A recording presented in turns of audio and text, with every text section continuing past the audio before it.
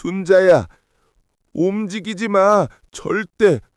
죽은 척 해야 살아. 갈비뼈가 부서지는 고통 속에서 이순자 여사는 남편 김민석의 피 섞인 속삭임을 들었습니다. 눈을 뜨고 싶었지만 그럴 수 없었습니다. 조금 떨어진 곳에서 방금 자신들을 절벽 아래로 밀어버린 아들 현수의 목소리가 들려왔기 때문입니다. 10분, 10분만 기다렸다가 119 불러. 아들의 그 차가운 한마디에 순자 씨는 깨달았습니다. 그 10분은 자신들의 숨이 완전히 끊어지기를 기다리는 시간이라는 것을. 불과 1시간 전까지만 해도 아들은 세상에서 가장 다정한 얼굴로 효도 여행을 약속했습니다. 무엇이 이 평범한 노부부를 이 끔찍한 비극의 한가운데로 데려온 것일까요? 모든 것은 20년 전 큰아들 진우가 죽던 그날 밤에 시작되었습니다. 그날 남편 김민석 씨는 아들을 지킨다는 이유로 돌이킬 수 없는 비밀을 묻었습니다. 그리고 그 비밀은 20년 뒤 또 다른 아들의 손에 칼이 되어 돌아왔습니다. 한 가족의 엇갈린 사랑과 감춰진 진실에 대한 이야기. 오늘의 이야기는 그렇게 고향의 한 조용한 시골집에서 시작됩니다. 구독과 좋아요를 눌러주시면 당신의 하루에도 따뜻한 변화가 찾아올 거예요. 저는 이순자, 올해로 67입니다. 남편 김민석은 저보다 2살이 많지요. 우리는 은퇴 후 경기도 고향의 작은 시골집에서 텃밭을 일구며 산지 벌써 10년이 다 되어 갑니다. 이른 아침 흙냄새와 풀벌레 소리가 잠을 깨우는 이 조용한 삶이 저와 남편에게는 마지막 축복처럼 느껴졌습니다. 남편은 작은 창고를 개조한 작업실에서 하루 종일 나무를 만지고 저는 텃밭에서 갓 따낸 채소로 된장찌개를 끓입니다. 규칙적으로 울리는 남편의 톱질 소리와 구수한 찌개 냄새, 이보다 더 평화로울 수 있을까요? 하지만 우리 부부의 시간은 20년 전 그날에 멈춰 있었습니다. 거실 한가운데 걸린 큰아들 진우의 사진. 환하게 웃고 있지만 어딘지 모르게 슬퍼 보이는 그 얼굴. 저는 매일 아침 진우의 사진 앞에 새로 떠온 정화수를 올립니다. 진우야, 오늘도 잘 지내지? 제 인사에 남편은 대답 대신 작업실로 향하는 문을 닫곤 했습니다. 20년이 지나도 아들의 죽음은 우리에게 여전히 생생한 아픔이었습니다. 경찰은 산에서 발을 헛디뎌 일어난 단순한 실족사라고 결론 지었지만 제 마음속 의문은 한 번도 사라진 적이 없었습니다. 그날 밤, 진우는 왜 혼자 그 깊은 산에 갔을까요? 그리고 그날 함께 있었던 둘째 아들 현수는 왜 아무 말도 하지 않았던 걸까요? 하지만 저는 더 이상 파고들지 않았습니다. 이미 잃어버린 아들을 되찾을 수 없었고 남은 아들마저 의심하고 싶지 않았기 때문입니다. 그 평화가 깨지기 시작한 것은 지난달이었습니다. 둘째 아들 현수가 고급 외제차를 몰고 아내 미영과 함께 찾아왔습니다. 명품으로 휘감은 아들과 며느리의 모습은 이 시골집과는 어울리지 않았습니다. 어머니, 아버지, 안녕하세요. 현수는 언제나처럼 밝게 웃었지만 저는 그 웃음 뒤에 숨겨진 조급함을 보았습니다. 며느리 미영은 말없이 거실을 둘러보며 집안 살림을 훑어보았습니다. 그 눈빛이 마치 값을 매기는 것 같아 불쾌했지만 저는 애써 미소를 지었습니다. 그래, 어서 와라. 밥은 먹었니? 아니요, 그냥 잠깐 들렀어요. 드릴 말씀이 있어서요. 현수는 소파에 깊숙이 앉아 본론을 꺼냈습니다. 두 분 이제 연세도 있으시고 혹시라도 무슨 일 생기면 정리가 복잡해지잖아요. 저는 손에 들고 있던 찻잔을 내려놓았습니다. 심장이 차갑게 식는 기분이었습니다. 그래서 말인데 유언장 같은 거 미리 정리하시는 게 어떨까 해서요. 유언장이라니. 우리 재산이라고 해봐야 이 집 한 채와 평생 모은 예금, 조금이 전부인데 말입니다. 예, 현수야. 우리 아직 건강한데 무슨 그런 섭섭한 소리를 하니. 제가 애써 웃으며 말했지만 현수는 표정을 바꾸지 않았습니다. 며느리 미영이 부드러운 목소리로 거들었습니다. 어머님, 요즘은 다들 이렇게 하세요. 미리 정리해 두시면 마음도 편하시고 나중에 저희도 복잡하지 않고요. 저는 그 말에 대답하지 않았습니다. 남편 민석은 그저 묵묵히 차만 마시고 있었습니다. 그날 현수 부부가 돌아간 후 집안에는 무거운 침묵이 감돌았습니다. 여보, 현수 쟤 좀 이상하지 않아요? 왜 갑자기 유언장 타령이래요? 남편은 한숨을 쉬었습니다. 글쎄, 무슨 일이 있는 거겠지. 하지만 남편의 목소리에도 확신이 없었습니다. 그리고 일주일 뒤 현수가 이번에는 혼자 찾아왔습니다. 손에는 서류 뭉치를 들고 있었습니다. 어머니, 이거 좀 보세요. 제가 받아든 서류에는 재산 관리 위임 동의서라고 적혀 있었습니다. 이게 뭐니? 어머니, 아버지 명의로 된 예금 계좌요. 제가 대신 관리해 드리려고요. 두 분 건강 안 좋아지시면 은행 가시기도 힘들잖아요. 저는 서류를 테이블 위로 밀어냈습니다. 현수야, 우리 아직 건강하다. 은행 가는 것쯤은 할 수 있어. 현수의 표정이 순간 굳어졌습니다. 어머니, 지금 절 의심하시는 거예요. 의심이 아니라 이상하다는 거였습니다. 왜 갑자기 이렇게까지 서두르는지 알 수 없었습니다. 일단 생각해보마. 오늘은 그만 돌아가거라. 현수는 더 이상 아무 말도 하지 않고 서류를 챙겨 일어섰습니다. 현관문이 쾅 닫히는 소리가 제 가슴을 철렁 내려앉게 만들었습니다. 그날 밤 저는 잠을 이룰 수 없었습니다. 가슴 한쪽이 무겁게 눌렸습니다. 뭔가 잘못되고 있었습니다. 분명히 현수가 돌아간 뒤 집안의 공기는 납덩이처럼 무거워졌습니다.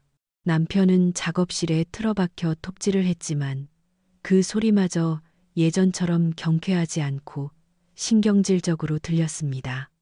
저는 텃밭에 나가 앉아 하염없이 흙만 만지작거렸습니다. 유언장, 재산관리위임장, 그 단어들이 독벌레처럼 머릿속을 파고들었습니다. 현수의 그 차갑고 굳어버린 얼굴, 어딘가에 절박함이 스치던 그 눈빛이 잊히지 않았습니다. 며칠을 뜬 눈으로 지새우다시피 했습니다.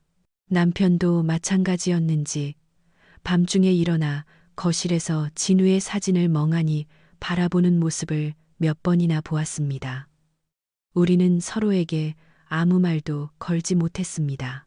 아들에 대한 의심을 입 밖으로 내는 것이 마치 그것을 현실로 만드는 것 같아 두려웠기 때문입니다. 하지만 이대로 앉아서 당할 수만은 없었습니다. 이 불안감의 실체를 알아야 했습니다. 저는 결국 서울에 사는 막내 여동생 미자에게 전화를 걸었습니다. 저보다 20살이나 어려 세상 물정에 밝은 아이였습니다. 미자야, 나 순자 언니다. 제 목소리가 떨리고 있다는 것을 알았습니다. 언니, 무슨 일이야? 목소리가 왜 그래? 저는 심호흡을 하고 현수가 다녀간 이야기를 모두 털어놓았습니다. 유언장을 쓰라고 한 것부터 재산관리 위임장을 들고 와서 서명을 요구한 것까지, 그리고 그 아이의 눈빛이 정상이 아니었다는 것까지 말입니다. 수화기 너머로 미자의 숨소리가 거칠어지는 것이 느껴졌습니다. 언니, 절대 아무것도 서명해 주지 마. 무슨 말인지 알지? 절대 안 돼. 동생의 단호한 목소리에 오히려 제가 안도감을 느꼈습니다. 그거 그렇게 심각한 일이니? 심각한 정도가 아니야. 요즘 세상에 부모 재산 노리고 나쁜 짓 하는 자식들 얘기가 남 얘기인 줄 알아? 현수 오빠가 그렇다는 게 아니라 그래도 이건 정상이 아니야. 내가 알아볼게. 뭘 어떻게 알아보려고. 내 친구 남편이 법무사 사무실에서 일해. 신용정보나 사업체 같은 거 조회해 볼 수 있을 거야.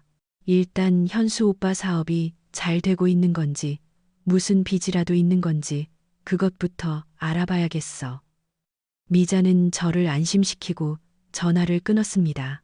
그로부터 사흘이 지났습니다. 제 인생에서 그 사흘만큼 길고 고통스러운 시간은 없었습니다. 남편과 저는 마치 장례식장에 온 사람들처럼 말없이 밥을 먹고 말없이 잠자리에 들었습니다. 현수에게서 전화가 올까봐, 혹은 낯선 사람들이 이 집을 찾아올까봐 전화벨 소리, 대문 밖 차 소리 하나에도 심장이 내려앉았습니다. 평생을 일군 이 평화로운 보금자리가 이제는 언제 터질지 모르는 폭탄처럼 느껴졌습니다. 사흘째 되던 날 해가 질 무렵 미자에게서 전화가 왔습니다. 언니, 지금 어디야? 남편분이랑 같이 있어? 저는 마당에서 저녁거리를 다듬고 있었습니다. 왜? 민석 씨는 작업실에 있어. 무슨 일인데 그래? 언니, 지금부터 내가 하는 말 잘 들어. 그리고 절대 놀라면 안 돼. 저는 손에 들고 있던 배추를 떨어뜨렸습니다. 무슨 일인데 그래? 빨리 말해. 미자는 한숨을 깊게 내쉬었습니다.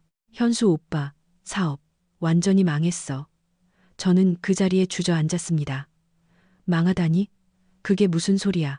지난번에 왔을 때도 번쩍거리는 차 타고 와서. 그거 다 빚이야, 언니. 1년 전에 이미 부도 났어. 그동안 언니랑 형부한테는 계속 속인 거야. 머릿속이 하얘졌습니다. 그럼 그동안 현수가 우리에게 했던 말들이 전부 빚이 얼마나 되는데? 정확한 액수는 모르지만 친구 남편 말이 그냥 감당할 수 있는 수준이 아니래. 은행 빚은 이미 넘어갔고 사채까지 끌어다 쓴 것 같아. 아주 질이 안 좋은 그런 사채업자들이래. 사채. 그 무서운 단어가 제 귀를 후벼 팠습니다. 그래서 현수가 우리한테 그런 것 같아. 사채업자들이 닥달하니까 마지막으로 부모님 재산이라도 노리는 거야. 언니, 그 집이랑 예금, 그거 다 합치면 꽤 되잖아. 이제야 모든 조각이 맞춰졌습니다. 현수가 왜 그렇게 유언장과 위임장에 집착했는지. 그 아이는 우리를 걱정한 게 아니었습니다. 우리를 대신할 돈줄이 필요했던 겁니다. 저와 남편의 평생이 담긴 이 집과 노후 자금을 통째로 삼키려 했던 겁니다. 저는 전화기를 든 채 덜덜 떨었습니다. 여보, 이리 좀 와봐요. 남편이 작업실에서 놀라 튀어나왔습니다. 저는 남편을 붙잡고 울부짖었습니다. 현수가 우리 재산을. 빚 때문에 남편의 얼굴이 하얗게 질려갔습니다. 그 순간 제 머릿속에 더 끔찍한 생각이 스쳐 지나갔습니다. 사채에 쫓기는 사람, 돈 때문에 벼랑 끝에 몰린 사람. 그런 사람은 무슨 짓이든 할 수 있습니다. 여보, 만약에 현수가 우리가 서명을 안 해주면, 그럼 우리를? 저는 차마 그 말을 끝까지 내뱉지 못했습니다. 남편은 제 어깨를 꽉 잡았습니다. 그의 손 역시 저처럼 떨리고 있었습니다. 미자 동생과의 통화가 끝난 후 저와 남편은 마치 사형 선고를 받은 사람들처럼 거실에 마주 앉아 있었습니다. 현수가, 내 아들이 사채에 쫓기고 있었고 그래서 우리 재산을 노리고 있었다니. 그저 철없는 막내 아들인 줄로만 알았는데 그 아이가 벼랑 끝에 몰려 무슨 짓을 할지 모르는 낯선 괴물이 되어가고 있었습니다. 여보, 우리 현수한테 전화라도. 제가 말을 채 끝내기도 전에 남편은 고개를 저었습니다. 지금 전화하면 우리 돈 안 내놓을 거라는 거 알고 더 흉한 생각만 할 게야. 남편의 말은 차가웠지만 그 목소리는 낙엽처럼 바싹 마른 채 떨리고 있었습니다. 그날 밤 우리는 20년 전 진우를 잃었을 때처럼 한숨도 자지 못했습니다. 하지만 그때의 슬픔과는 질이 다른 날카로운 공포가 우리 부부를 담애고 있었습니다. 이틀 뒤 현수가 다시 찾아왔습니다. 이번에는 며느리 미영은 없었습니다. 초인종 소리도 없이 마치 제 집처럼 현관문을 열고 들어선 현수의 모습은 제가 알던 아들이 아니었습니다. 이틀 만에 수십 년은 늙어버린 듯 굴한 눈은 핏발이 서 있었고 값비싼 옷은 구겨져 있었습니다. 짙은 술 냄새가 거실을 가득 메웠습니다. 어머니, 아버지, 저 시간이 없어요. 현수가 거친 숨을 몰아쉬며 말했습니다. 무슨 위임장, 유언장, 그런 거 다 필요 없고 이 집 당장 파세요. 저는 심장이 멈추는 것 같았습니다. 현수야, 네가 지금 무슨 소리를 하는 거니? 이 집을 팔라니? 팔아야겠어요. 당장 돈 안 막으면 저 죽어요. 아니, 그놈들이 저 죽이기 전에 내가 먼저 죽을 거라고요. 아들의 입에서 죽음이라는 단어가 그렇게 쉽게 나오는 것을 들으며 저는 다리가 풀려 소파에 주저앉았습니다. 남편 민석이 자리에서 일어났습니다. 정신 차려, 이놈아. 네가 지금 제정신이야. 도대체 무슨 짓을 하고 다녔기에. 남편의 호통에 현수가 갑자기 광기 어린 웃음을 터뜨렸습니다. 제정신. 아버지야말로 제정신이세요. 평생 제정신으로 사셨어요. 현수가 거실 한가운데 걸린 진우의 사진을 손가락으로 가리켰습니다. 항상 그러셨잖아요. 아버지는 늘 저 완벽한 아들. 죽어서까지 우리 발목 잡는 저 진우 형만 위했잖아요. 현수야. 저는 아들 아니었어요? 학교 다닐 때도, 사업 시작할 때도, 아버지는 단 한 번이라도 저를 믿어주신 적 있으세요? 진우 반만 해라. 내 형이었으면. 그 소리가 제 등 뒤에 박힌 가시였던 거 모르셨어요? 저는 평생 형의 그림자에 가려진 투명 인간이었다고요. 현수는 울부짖었습니다. 그것은 20년간 차라터진 원망이었습니다. 저는 가슴이 찢어지는 것 같았습니다. 현수야, 그게 아니야. 우린 됐어요. 이제 와서 그런 말 듣고 싶지 않아요. 저 죽기 직전이에요. 당장 집 팔아서 돈 주세요. 그게 싫으면 그냥 저 여기서 죽는 꼴 보세요. 현수는 거실 테이블을 발로 걷어차고는 집을 뛰쳐나갔습니다. 현관문이 부서져라 닫히는 소리와 함께 집안에는 다시 지독한 침묵이 찾아왔습니다. 저는 바닥에 주저앉아 소리 없이 울었습니다. 여보, 현수가 제가 어쩌다 저렇게까지. 남편은 아무 말 없이 창밖만 바라보고 있었습니다. 해가 지고 달이 떴습니다. 우리는 불도 켜지 않은 어두운 거실에서 망부석처럼 앉아 있었습니다. 얼마나 시간이 흘렀을까. 남편이 쇳소리가 섞인 목소리로 제 이름을 불렀습니다. 순자야. 저는 고개를 들었습니다. 어둠 속에서 남편의 실루엣이 미세하게 떨리고 있었습니다. 내가 당신한테 평생 숨긴 게 있어. 그게 무슨 소리예요? 남편이 천천히 고개를 돌려 진우의 사진을 바라보았습니다. 진우 20년 전 그날, 그거 사고 아니었어. 저는 숨을 쉴 수 없었습니다. 온몸에 피가 얼어붙는 것 같았습니다. 당신, 지금 뭐라고? 남편은 고개를 숙인 채 20년간 감춰왔던 독을 토해내기 시작했습니다. 그날 밤 현수가 진우를 밀었어. 제 귀를 의심했습니다. 뭐라고요? 아니, 그럴 리가. 현수가 왜? 그날 밤 현수가 울면서 날 찾아왔어. 작업실로.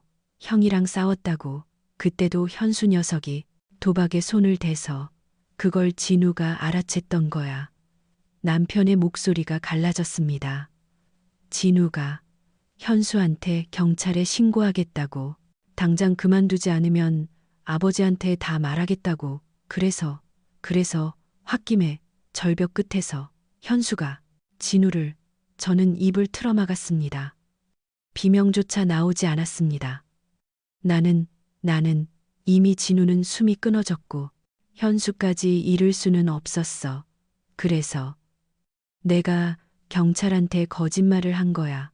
현수가 먼저 집에 돌아왔고 진우는 혼자 산에 남았다가 실족사한 거라고. 내가 그렇게 만들었어. 순자야. 남편은 제 앞에 무릎을 꿇고 통곡했습니다.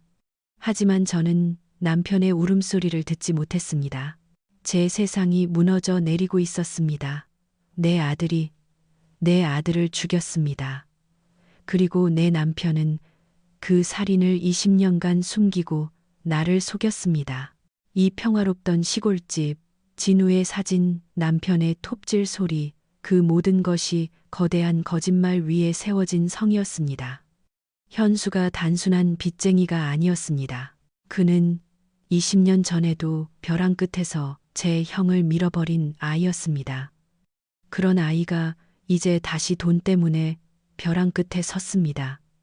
그 아이가 이번에는 저와 남편의 고백이 있던 그날 밤, 우리 부부는 20년 만에 처음으로 진우의 이름을 목 놓아 불렀습니다.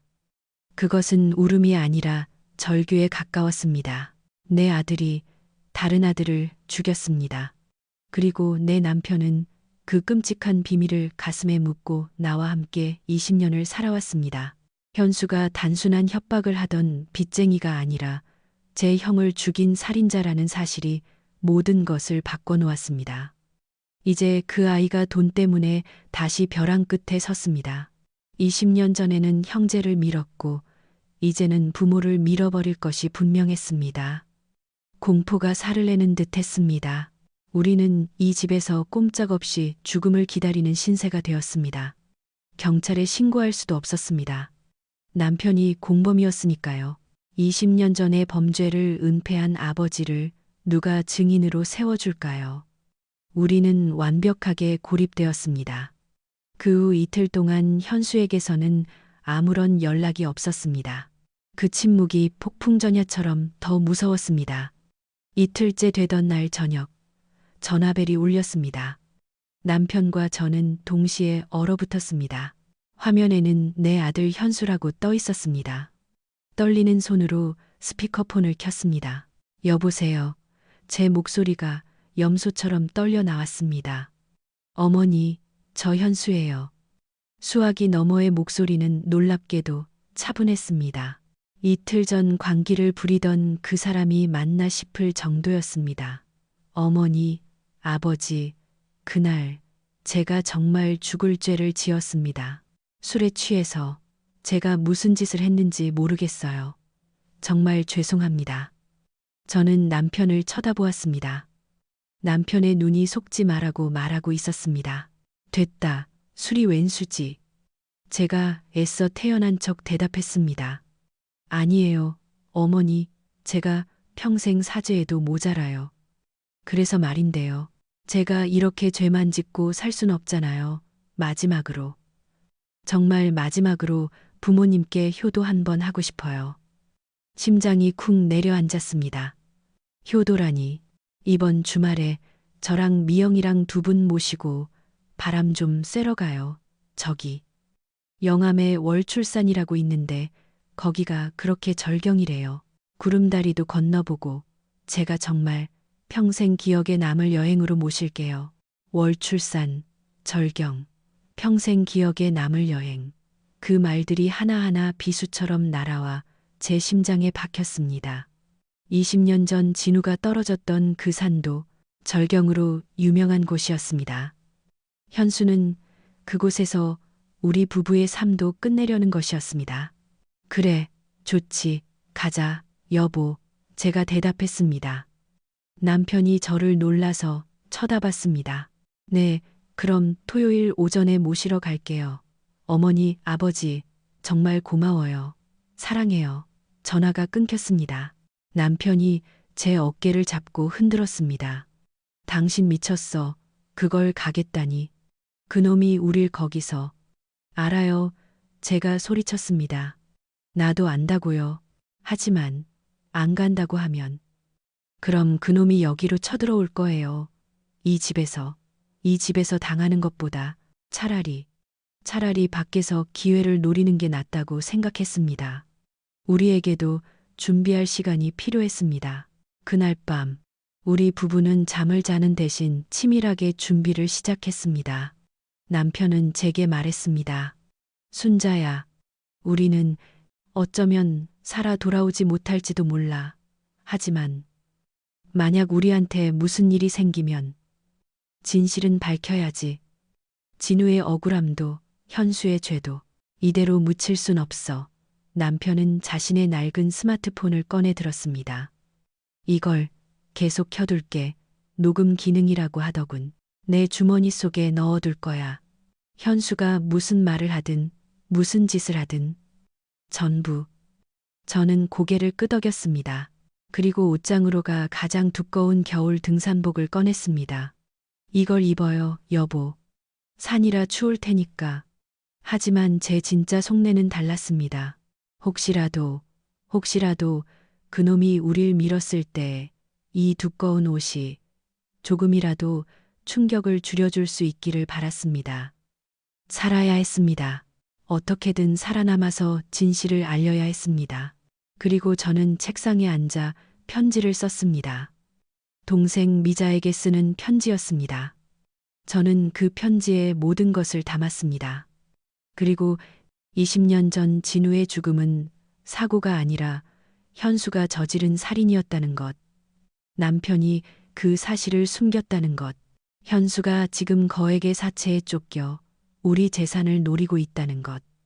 그리고 내일 현수가 우리 부부를 월출산으로 데려가려 한다는 것. 이것이 아마도 살인 계획일 거라고. 미자야, 만약 내일 이후로 언니와 연락이 안 되거든. 즉시 이 편지를 들고 경찰서로 가줘. 제발. 우리 진우의 억울함을. 저는 편지를 봉투에 넣고 미자가 매주 한 번씩 들여다보는 제 화장대, 서랍 가장 깊숙한 곳에 넣어두었습니다. 토요일 아침이 밝았습니다. 현수와 며느리 미영이 구시 정각에 도착했습니다. 현수는 어젯밤의 통화처럼 소름 끼치도록 다정하고 밝은 표정이었습니다. 어머니, 오늘 날씨 정말 좋죠? 미영이가 도시락도 싸왔어요. 며느리 미영도 애써 웃고 있었지만 그 미소는 종이장처럼 얇고 위태로워 보였습니다. 아마도 저 아이도 모든 것을 알고 있거나 적어도 묵인하고 있는 것이겠지요. 저와 남편은 두꺼운 등산복을 껴입고 차에 올랐습니다. 마치 사형장으로 끌려가는 사람들처럼 차는 고속도로를 달리기 시작했습니다. 창밖으로 평화로운 풍경이 스쳐 지나갔지만 제 눈에는 아무것도 들어오지 않았습니다. 남편은 주머니에 넣은 스마트폰의 녹음 버튼을 눌렀습니다. 저는 남편의 손을 꽉 잡았습니다. 우리의 마지막 싸움이 시작되고 있었습니다. 월출산으로 향하는 차 안은 기괴할 정도로 화기애애했습니다.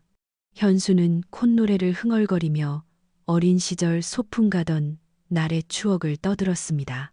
며느리 미영은 뒷좌석에 앉은 저희에게 연신 물과 과자를 건넸습니다. 어머님, 아버님 불편하지 않으세요? 멀미나시면 바로 말씀하세요.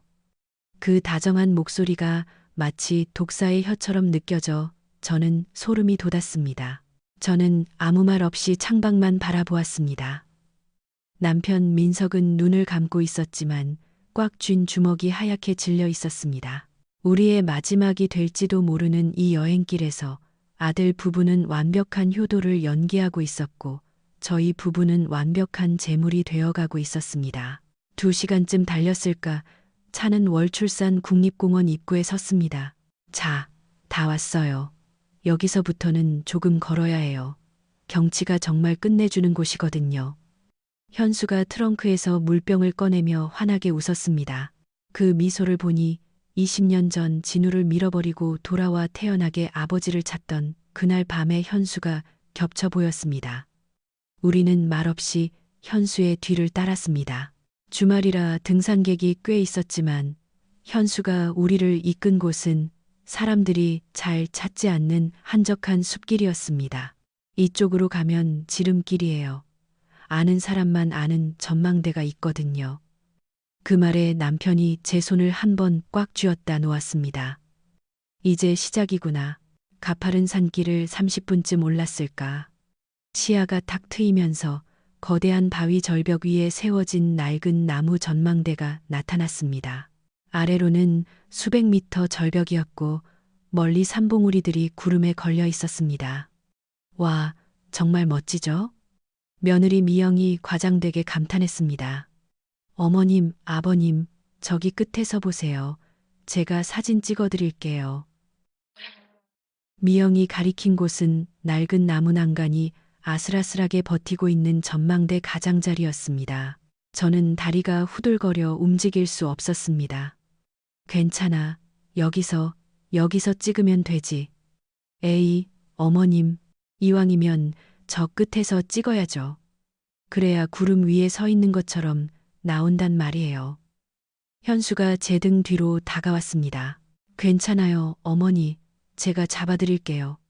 현수의 손이 제 어깨에 닿는 순간 저는 얼어붙었습니다. 그때 남편 민석이 제 앞을 막아서며 현수를 노려보았습니다. 그만해라, 현수야. 아버지, 왜 그러세요? 사진 한 장 찍으려는 건데. 현수의 눈빛이 차갑게 변했습니다. 네가 20년 전에 진우한테 그랬던 것처럼 말이냐? 현수의 얼굴에서 웃음기가 싹 사라졌습니다. 며느리 미영도 놀라 입을 틀어막았습니다. 뭐라고요, 지금? 다 안다, 이놈아. 네가 내 형을 어떻게 죽였는지 우리가 다 안다고. 현수의 얼굴이 하얗게 질리는가 싶더니 순식간에 분노로 일그러졌습니다. 알아? 그걸 이제 와서 아버지가 그때 날 감싸줬으면서. 그래서 넌 괴물이 됐어. 남편이 소리쳤습니다. 어차피 이렇게 된 거 다 끝났네요. 현수가 낮게 으르렁거렸습니다. 빚쟁이들이 날 죽이기 전에 당신들이 먼저 죽어줘야겠어. 현수가 괴성을 지르며 저를 향해 달려들었습니다. 안 돼. 남편이 저를 밀치고 현수의 몸을 잡았습니다. 두 남자가 낡은 전망대 위에서 뒤엉켰습니다. 오빠, 안 돼. 미영이 비명을 지르며 두 사람을 말리려 했습니다. 그 순간 세 사람의 무게를 이기지 못한 낡은 나무 난간이 우지끈 소리를 내며 부서졌습니다. 여보, 저도 균형을 잃고 말았습니다. 네 사람 모두 허공으로 몸이 날아갔습니다. 아, 바람이 얼굴을 스치는 감각, 나뭇가지에 살이 찢기는 고통, 그리고 쿵! 온몸이 부서지는 듯한 충격과 함께 저는 의식을 잃었습니다. 얼마나 지났을까? 지옥 같은 고통 속에서 겨우 눈을 떴습니다. 온몸이 비명을 질렀습니다. 뼈가 으스러진 것 같았고 입안에서는 피맛이 느껴졌습니다. 숲 바닥에 나뭇잎과 뒤엉켜 쓰러져 있었습니다. 그때 바로 옆에서 꺽꺽대는 소리가 들렸습니다. 남편이었습니다. 순자야, 순자야. 남편이 피를 토하며 제게 속삭였습니다. 움직이지 마, 절대. 죽은 척해야 살아. 저는 눈을 감았습니다. 숨도 쉴 수 없었지만 필사적으로 숨을 참았습니다. 그리고 저 위쪽, 저희보다 덜 다친 듯한 현수와 미영의 목소리가 들려왔습니다. 오빠, 어떡해. 정말 떨어졌어. 미영이 울먹였습니다. 조용히 해. 계획대로야. 발을 헛디뎌서 낡은 난간과 함께 떨어진 거라고. 현수의 목소리는 차가웠습니다. 그럼 119는 아직 아직 부르면 안 돼. 확실히 숨이 끊어져야지. 이 정도 높이면 살아남기 힘들어. 10분만 기다렸다가 부르자. 그 10분이 우리 부부의 목숨을 확실히 끊어놓기 위한 시간이라는 것을 깨달았습니다. 저는 이를 악물었습니다. 며느리 미영이 흐느꼈습니다. 오빠, 나 무서워. 오빠가 20년 전에 형님을 그렇게 한 것도 나 시끄럽다고 했지. 현수가 소리쳤습니다. 그때도 그 자식이 날 무시해서 그랬어. 훔친 것도 아니고 잠깐 빌린 돈인데 날 도둑놈 취급하고 경찰에 신고하겠다고 협박했어. 그래서 밀었어. 죽일 생각까진 없었지만 그렇게 됐어. 그리고 아버지가 날 감싸줬지. 하지만 난 그게 더 지옥이었어. 평생 죄책감에 시달렸다고 현수는 숨을 몰아쉬었습니다. 근데 이제 와서 빚 때문에 날 또 범죄자 취급해? 내 마지막 기회였는데. 이 집이랑 예금만 주면 다 해결할 수 있었는데. 지독한 늙은이들. 모든 것이 남편의 주머니 속에서 똑똑히 녹음되고 있었습니다. 10분. 현수가 우리의 죽음을 확인하기 위해 정해놓은 그 10분은 마치 10년처럼 길었습니다. 온몸에 뼈가 어긋나고 피가 흘러내리는 고통 속에서도 저는 오직 한 가지 생각뿐이었습니다. 살아야 한다. 남편의 주머니 속 저 녹음기가 우리 진우의 20년 억울함을 풀어줄 유일한 증거다. 제 옆에 쓰러진 남편 민석의 숨소리도 거의 들리지 않았습니다. 그도 저처럼 죽은 척 연기를 하고 있었습니다. 드디어 현수의 목소리가 들렸습니다. 이제 119 불러.